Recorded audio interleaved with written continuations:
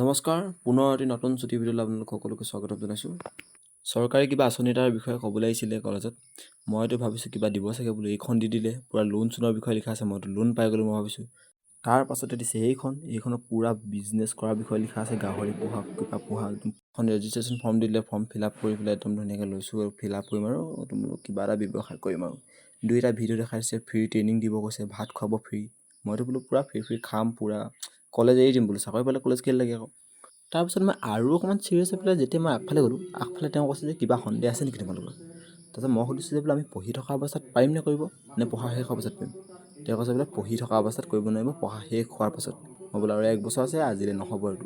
ওলাই গুচি আহিলোঁ, ওলাই আহি পেলাই দেখিছোঁ মই কলেজত এইটোনো কোনে ব্যৱস্থা কৰিছে, একদম মুক্ত বিসৰ্জনৰ, একদম মুক্ত মানে একদম যি কি নহওক দিয়ক, একদম ভাল ব্যৱস্থা কৰিছে। আজিলৈ বাই বাই, এটি নতুন ভিডিঅ' সৈতে সকলোকে লগ পাম। জয় আই অসম।